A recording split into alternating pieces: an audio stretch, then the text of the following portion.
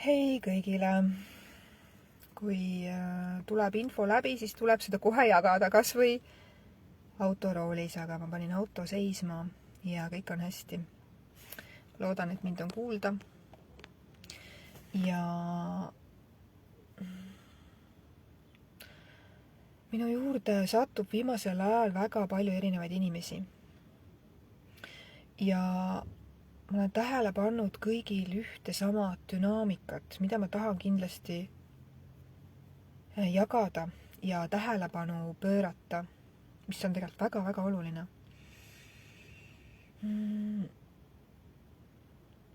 Palju satub inimesi, kes on olnud enesearengu teel juba 10+ aastat.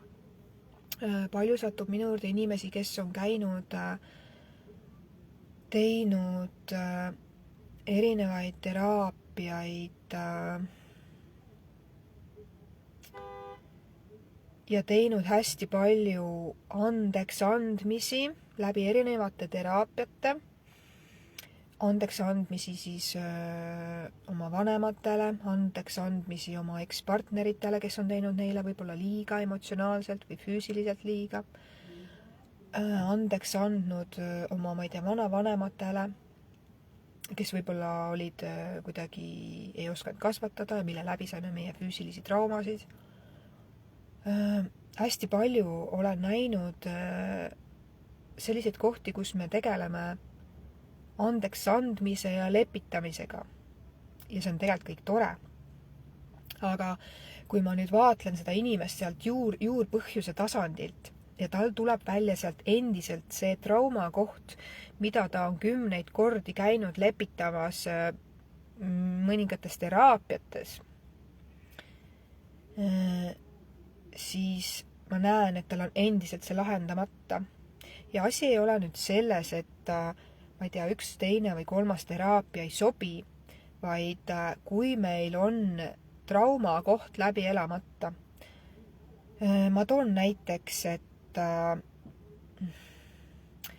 lähedane inimene, meile kallis inimene näiteks suri siis, kui meie olime väike laps. Toon sellise näite. Ja me lähme siis seda nii-öelda traumat keha tasandil korda tegema ja me teeme seal hästi palju lepitamist. Anname sellele sündmusele koha, siis proovime mõistusest hästi aru saada, et jah, nii oli, ma mõistan, ma saan aru, ma lepin selle olukorraga, ma lepin, et see inimene tegi mulle nii, ma lepin, et teda ei ole enam, ma saan aru. Ja sellist lepitamist on hästi-hästi palju. Aga kui nüüd vaatan seda inimese energeetikat ja hakkame sealt emotsioonidega üks samm haaval minema, et kus tal on see energia kinni. Ja energia kinni on endiselt selle sündmuse sees, mida ta on 10 korda juba korda teinud. Ja siis tuleb välja, et energia on kinni tegelikult viha emotsioonis. On tehtud lepitamist, on tehtud andeks andmist, on tehtud koha andmist, on tehtud arusaamist, on tehtud mõistmist. Aga viha faas on jäetud korda tegemata. Et kui nüüd meie väikse lapsena seal hinge tasandil tundsime tegelikult viha ja kurbust, et üks või teine inimene lahkus meie elust või tegi meile nii või naa, siis jah, meie suur mõistuse tasand praegu, teadlik mina, teadlik täiskasvanud osa saab aru, et tuleb andeks anda ja nii oli ja ongi kõik. Aga lapse tasand tollel hetkel, kui ta ei saanud välja elada kõiki neid emotsioone ja nüüd ta peab teraapias siis need emotsioonid uuesti läbi kogema, siis jäetakse vahele väga tihti viha emotsioon. Ja seda olen märganud, ma ei oskagi lugeda väga paljudel enda klientidel, et kui me lähme sinna lapsepõlve situatsiooni tagasi, siis on nii selgelt näha, kuidas tema emotsioonid on kinni vihafaasis. Ja sellepärast ta ei olegi saanud seda olukorda tegelikult lõpuni lahendatud. Sest et kui me tunneme vihafaasi, siis alles peale seda saab tulla mõistmine, leppimine ja nii-öelda südame tasandil, hinge tasandil päriselt andeks andmine. Sest kui me vihafaasi välja elamata jätame, tundmata jätame, siis toimub lepitamine tegelikult läbi mõistuse ja on selline punnitamine. Ja see viha jääb ikka meie sisse alles, see pettumus ja viha. Me küll elame selle kurbuse välja, et nii oli, aktsepteerime, jah, see juhtus, anname sellele koha, aga vihafaas jääb välja elamata. Et kui öelda näiteks lihtsalt, et ka isegi see, kui öelda, et ma olen vihane ja lubada sellel vihaemotsioonil tulla tollel hetkel, kui meil ei lubatud emotsioone tunda ja meid tehti väiksemaks ja emotsioonide näitamine oli üldse vale ja tabu ja seda ei osatud teha. Aga meie sees oli see ometigi alles. Ja nüüd on suurena väga-väga oluline koht, on tegelikult selle vihatundega saada kontakti. Ja miks inimesed meil ühiskonnas praegu ongi nii vihased, sellepärast et neil ei ole kunagi lubatud seda vihafaasi välja elada. Ja praegu ma näen, kuidas nii paljud inimesed endaga tegelevad ja see on mega oluline.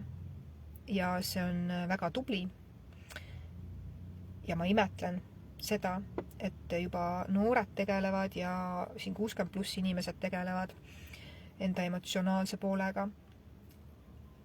Aga mida ma tähele panen on see, et terapeute on meil täna väga palju. Ma ei tea, kas mina ennast nimetan mingiks terapeudiks või mitte, aga ma nimetan ennast selliseks inimeseks, kes näeb laiemalt ja tunnetab ära need kohad, kus on sinul energia kinni ja miks sinu energia ei voola. Ja kui nüüd meie energia, eluenergia on kinni seal vihafaasis, emotsioonis, mida me ei ole lubanud kogeda, isegi praegu tänaseni suurena, kui me lähme teraapiasse, siis me nihverdame kuidagi sellest üle. Teeme küll midagi korda, aga see vihaemotsioonist lähme jups ringiga. Ja siis mõtleme, miks meie elus ikkagi ei ole toimunud muutust, miks me ikkagi oleme tusased, pahased, sest et tegelikult on vihaemotsioon jäänud välja elamata. Ja ka näiteks erinevad meditatsioonid, kus saab raputada ennast ja viha välja elada. See on mega kasulik.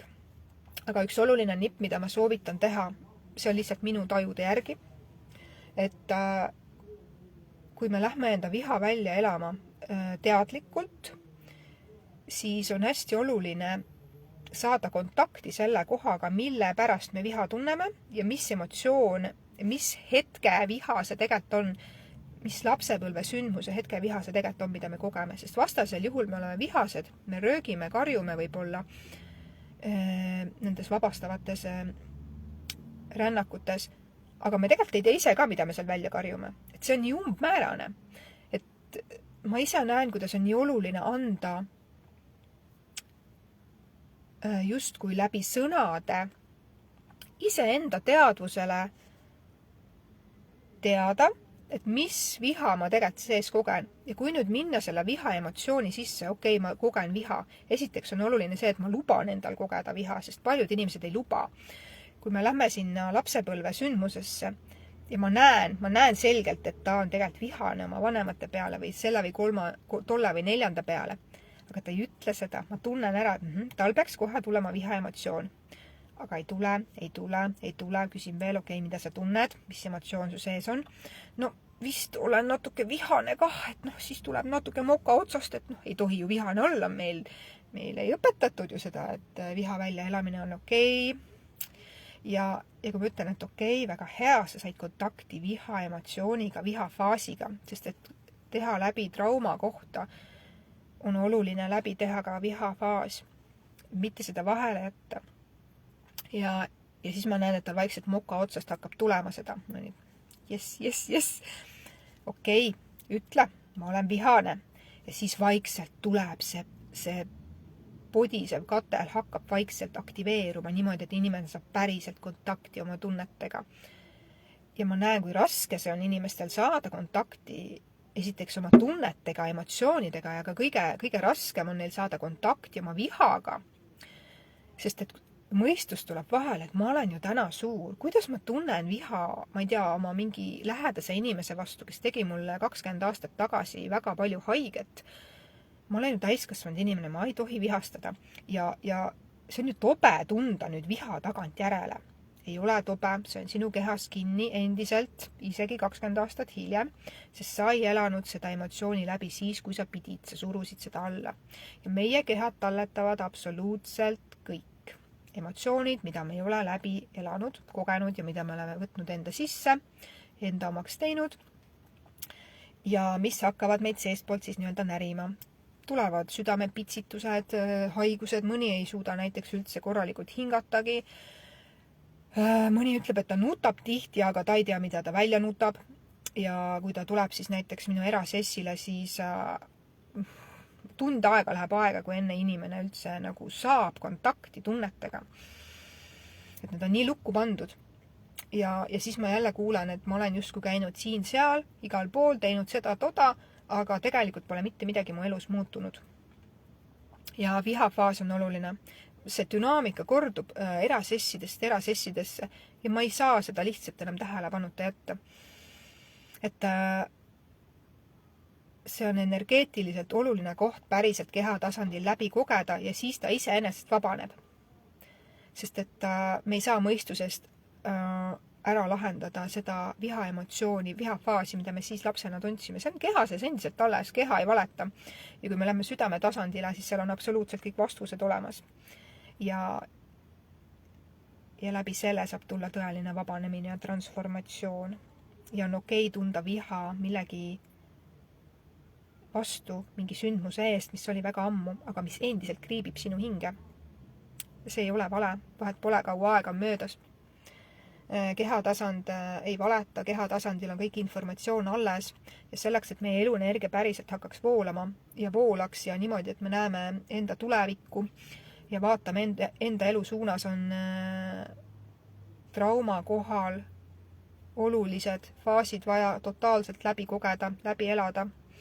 Niimoodi, et sa kehatasandil tunned, et jah, ma tegin selle faasi ära, see on puhas ja siis me ei pea käima 10 kordi teraapiates andeks andmist tegemas. Lihtsalt ei pea, sest andeks andmine tuleb iseenesest, kui me teeme läbi vihafaasi. Lubame sellel tulla. See andeks andmine ja mõistmine tuleb peale seda lihtsalt iseenesest ja automaatselt. Et kujutada ette nüüd, kui ühel inimesel ongi seal mitu traumaatilist sündmust olnud lapsepõlves, kus ta on kõik need emotsioonid lukku pannud ja kinni hoidnud, siis ta ei oskagi suurena absoluutselt tunda emotsioone. Ja kui nüüd see kaan pealt ära võtta sealt ja lasta nendel emotsioonidel tulla ja teha justkui talle tutvus esimest korda selle kohaga, et kõik emotsioonid on okeid, kas see viha, kui sa tunned seda. See on ju lihtsalt emotsionaalne, sa ju ei lähe kellelegi haiget tegema, aga lihtsalt see on emotsionaalne ja see tuleb läbi teha. Et see saaks vabaneda. Ja lööbki punni maha ja see on täiesti okei. Ja alguses võibki olla raske saada enda emotsioonidega kontakti, aga kui me harjutame, seda kergemaks meil läheb, siis rohkem eluenergiat meil tuleb. Ja mida rohkem neid sõlmkohti ära lahendame, mis meid siiamaani tegelikult alateadlikul tasandil kriibivad ja meie elu mõjutavad ja meie elu justkui juhivad, seda kergemaks meie elu läheb, lihtsalt nii on. Ja tõesti ei pea sonkima seal teemas, mis ei ole päevavalgel, et alati mina lähen sellest, et ma vaatlen praegu sinu elu praegu, mis on need häirivad faktorid, mis sul käivad praegu sellel hetkel pinda ja siis ma vastavalt nendele sellele infole energeetiliselt lähen sinna, kus see tegelikult on alguse saanud. Ja seal tuleb see muutus teha ja ära vabastada. Et väline maailm ka tegelikult enam sulle neid olukordi ei tooks ja sind niimoodi ei trigerdaks. Ja absoluutselt kõikidel situatsioonidel on seos. Aga siin videos ma tahtsin rääkida lihtsalt vihafaasist, mis on oluline läbi kogeda. Ja ka tihti, kui me jätame kogeme justkui leina, aga ilma vihafaasita, siis tegelikult see lein ei ole keha tasandil suudetud lõpuni kogeda. Ja see on ka oluline koht. Miks osad inimesed ütlevad, et ma olen ju selle leinaga tööd teinud, ma olen selle läbi elanud, kogenud, nutnud ja jalgu trampinud ja käinud siinpool, sealpool terapeudi juures ja psühholoogi juures aga vihafaas on jäänud vahele.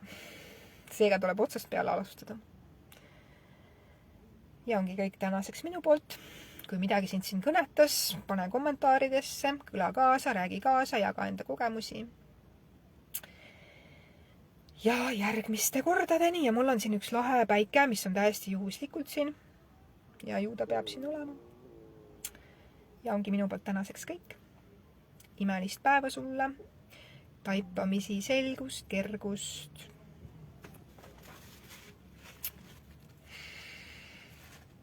Ja oma elu energia aktiveerimist.